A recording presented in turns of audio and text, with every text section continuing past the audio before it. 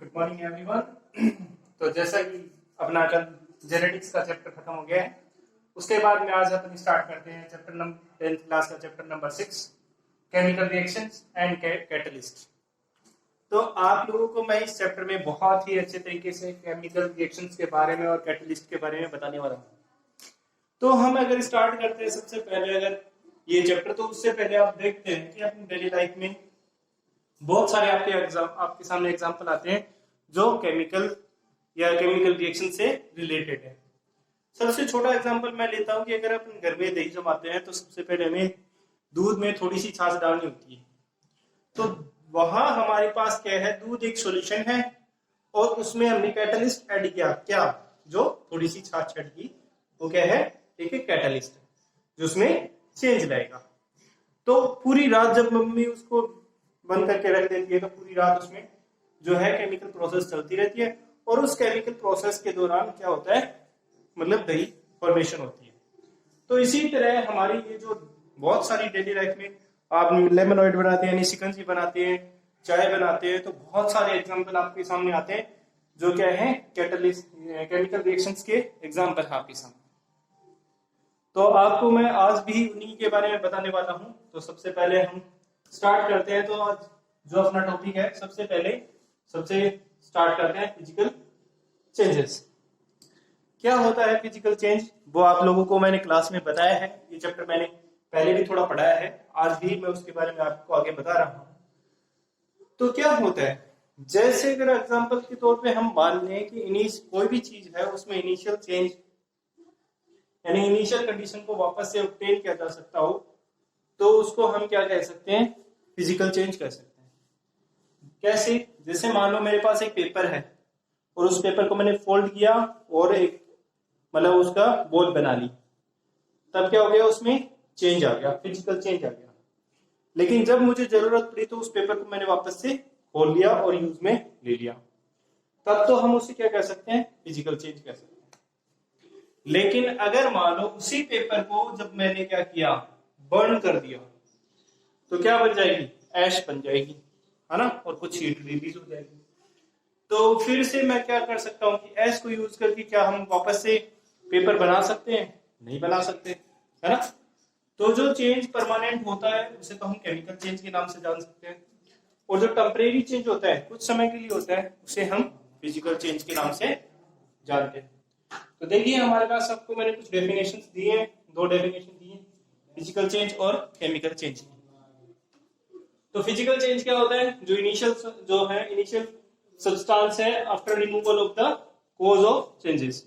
अगर हम क्या करें, इनिशियल से जो भी चेंज आया है उस पे अगर उसका चेंज का कॉज हटा देते हैं, चेंज हटा देते हैं, तो वो क्या करे, पहली वाली स्टेट में वापस से आ जाए।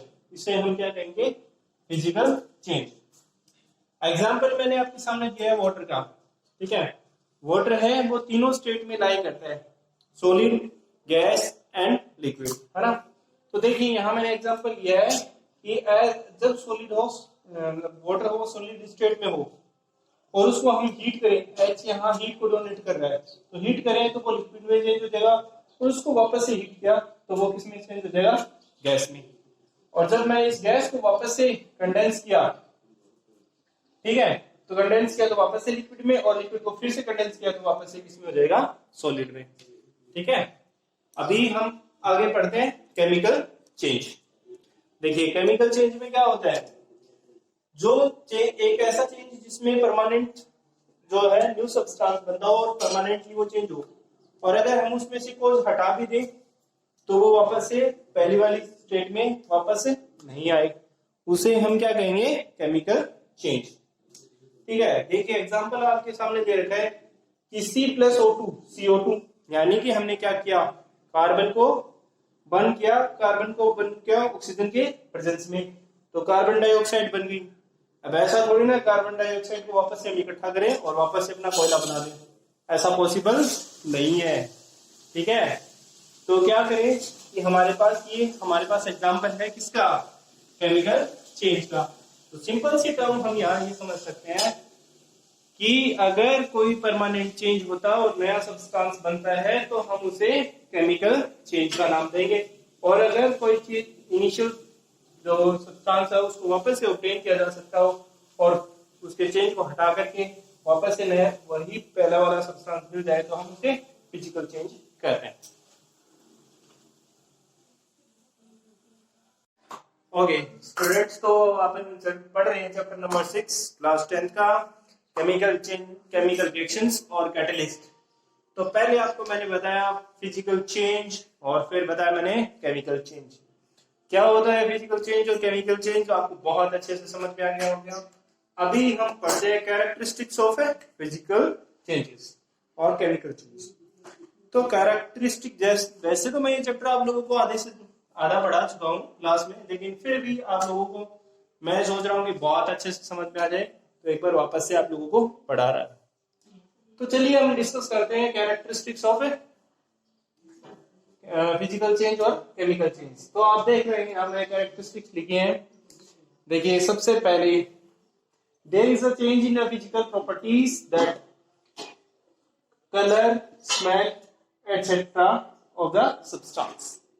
मतलब क्या है, अगर हम बात करेंगे फिजिकल चेंज के कैरेक्टरिस्टिक्स की, तो उसके कलर में, उसकी स्मेल में, उसकी साइज में, उसकी शेप में, ये सब चीजें में चेंज आ सकता है और इनिशियल कंपोजिशन में कोई चेंज नहीं आएगा। जैसे अगर मैं बात करूं, हमारे पास फिर से एक पेपर को मैंने एरोप्लेन बनाया, ठीक है, जरूरत पड़ने पे मैंने उसको सीधा किया और यूज कर दिया।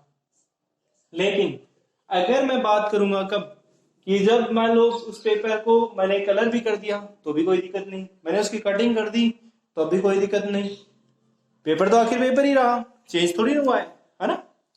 तो क्या कहें कि वो हमारे पास फिजिकल चेंज है। आगे देखते हैं। The initial substance is again formed after the removal of the cause of change. मतलब ये कह रहा है कि भाई अगर हम उसके अंदर से जो चेंज किया है उसको हटा दें तो इनिशियल सब्सटेंस बनाया जा सकता है, या इनिशियल सब्सटेंस वापस से गेट हो सकता है। मैंने वापस से बताया कि भाई आपको पेपर का आपने फोल्ड किया, एरोप्लेन बनाई, लेकिन उसको जरूरत पड़ने पे उसको सीधा करके वापस से यूज कर लिया। अगर हम कलर, मान लो वापस हमने ये पेपर को कलर कर दिया, ठीक है, ब्लैक कलर कर दिया, लेकिन उस पर व्हाइट कलर करके वापस से भी तो यूज कर सकते हैं, है ना। तो हम इसे क्या कहेंगे। तो स्टूडेंट्स हम स्टार्ट करते हैं। हम फिजिकल और केमिकल चेंज के बाद में आती है उनकी कैरेक्टरिस्टिक्स। फिजिकल चेंज और केमिकल चेंज की कैरेक्टरिस्टिक्स पढ़ रहे हैं, तो चलिए हम बात करते हैं वन बाय वन कैरेक्टरिस्टिक्स की। तो सबसे पहले हमारे पास फिजिकल चेंज की कैरेक्टरिस्टिक्स हैं, इनके बारे में बात करते हैं। तो यहाँ फिजिकल चेंज में क्या लिखा है, there is a change in a physical property like a state, colour, smell etcetera of the substance. ये कह सकते हैं कि हमारे पास जो भी चेंज होना है वो उसकी स्टेट में चेंज हो जाए। जैसे कि मैंने आपको पीछे एग्जांपल दिया था वाटर का। वाटर वो तीनों स्टेट में लाई करता है। अगर वो सॉलिड में है, हम उसको हीट करेंगे, लिक्विड में चेंज हो जाएगा। लिक्विड को वापस से हीट करेंगे तो वो गैस में चेंज हो जाएगा। गैस को कंडेंस करेंगे लिक्विड, और लिक्विड को फिर से कंडेंस किया तो वो किसमें हो जाएगा, सॉलिड में चेंज हो जाएगा। ठीक है, तो ये अगर हमने उसमें कलर डाल दिया तो उसकी इनिशियल कंपोजिशन में कोई चेंज नहीं आएगा। स्मेल में चेंज आ सकता है, शेप में चेंज आ सकता है, साइज में चेंज आ सकता है। ठीक है, ये हमारे पास पहली उसकी कंडीशन है। दूसरा है initial substance is again formed after removal of a cause of the change. मतलब हम क्या कह सकते हैं कि अगर हमने उसमें जो चेंज किया है उसको हटा दे तो उसके बाद में हमें जो पहले जो चीज थी हमारे पास वो थी वही आ जाएगी। मैंने आपको एग्जांपल दिया कि मान लो हमारे पास पेपर है, उसका हमने एरोप्लेन बनाया, ठीक है, और जरूरत पड़ी कि भाई हमारे पास पेपर चाहिए और वो पेपर नहीं है, तो हम उसी एरोप्लेन को सीधा करके उस पेपर को यूज कर सकते हैं। तो क्या किया हमने, पहले वो हमने एक चेंज किया था कि भाई एरोप्लेन बनाई, लेकिन बाद में उसी पेपर को हमने क्या किया, रीयूज कर लिया, है ना, क्योंकि चेंज हटा दिया। Okay, this change is unstable. मतलब क्या है कि पेपर से एरोप्लेन बनाई तो सी, लेकिन अब जब जरूरत पड़ी तो हमने उस चेंज को हटा दिया, अनस्टेबल है। अगर मान लो वो पेपर से एरोप्लेन से पेपर वापस नहीं बनता तो हम उसे स्टेबल कर सकते थे। नो न्यू सब्सटेंस फॉर्म, मतलब नया सब्सटेंस नहीं बनेगा। ऐसा नहीं कि पेपर का वो कोई मेटल शीट बन जाए या कुछ और बन जाए, ऐसा कुछ भी नहीं होगा। वो जैसा पेपर है वैसा वैसा ही रहेगा। तो ये हमारे पास हमने फिजिकल स्टेट फिजिकल चेंज की कुछ कैरेक्टरिस्टिक्स हैं वो पढ़ी हैं। अब हम बात करते हैं केमिकल चेंज की कैरेक्टरिस्टिक्स की। तो केमिकल चेंज की कैरेक्टरिस्टिक्स में सबसे पहले आता है the substance obtained a chemical change is completely different from the initial substance। ठीक है, इन केमिकल प्रॉपर्टीज एंड कंपोजिशन। देखिए क्या कह रहा है कि अगर हम मान लो हमने किसी में केमिकल चेंज किया है तो जो सब्सटेंस हमारे पास बना है वो इनिशियल सब्सटेंस से टोटली चेंज होगा। इनिशियल उसकी कह सकते हैं उसकी कंपोजिशन में और उसकी जो भी मतलब प्रॉपर्टीज हैं उन सब में वो एकदम टोटली डिफरेंट होगा। ठीक है, कैसे बात करें, अगर मान लो हमारे पास दूध है, पानी है, चाय पत्ती है, अदरक है, इलायची, सारी चीजें मिक्स और हमने उसकी चाय बना ली। तो अब ऐसा तो है नहीं कि अगर कोई मान लो सब 5 लोगों ने सब चीजें इकट्ठी की और चाय बनाई, अब कुछ सारे झगड़ ले अपने आप में और बोले कि भाई मुझे मेरी चाय दे दो या चाय पत्ती दे दो, मुझे मेरा दूध वापस दे दो, कोई बोले कि मुझे मेरी इलायची दे दो। ऐसा नहीं हो सकता ना कि हम उस चीज को वापस ऑब्टेन नहीं कर सकते। तो उसे हम क्या कहेंगे, उसे हम कहेंगे केमिकल चेंज, यानी जो इनिशियल सब्सटेंस है वो कंप्लीटली ही चेंज हो जाए, है ना, उसकी फिजिकल या केमिकल प्रॉपर्टी या इंटरनल कंपोजिशन है वो टोटली चेंज हो जाए, उसे हम कहेंगे क्या, केमिकल चेंज। फिर आता है हमारे पास इसकी दूसरी property, generally initial substance can not be formed. हद हो गई है, मतलब इनिशियल सब्सटेंस नहीं बनाया जा सकता। ठीक है, या इनिशियल सब्सटेंस ऑब्टेन नहीं किया जा सकता, ये हम इसमें कह सकते हैं। फिर हमारे पास है दिस चेंज इज स्टेबल, मतलब ये चेंज हमेशा स्टेबल रहेगा। न्यू सब्सटेंस आर फॉर्म्ड, नया सब्सटेंस बनेगा। For example burning of coal या बर्निंग ऑफ कैंडल, जब मोमबत्ती जलती है तो सारा वैक्स या मोम है वो खत्म हो जाता है। ठीक है, तो हम ये कह सकते हैं। फिर आता है हमारे पास coming out of the gases. ठीक है, तो हम ये भी कह सकते हैं कि जो गैसेस हैं वो निकलती हैं वो सब। तो ये हमारे पास कुछ फिजिकल और केमिकल प्रॉपर्टीज थी, फिजिकल चेंज की कैरेक्टरिस्टिक्स और केमिकल चेंज की कैरेक्टरिस्टिक्स थी जो हमने पढ़ी।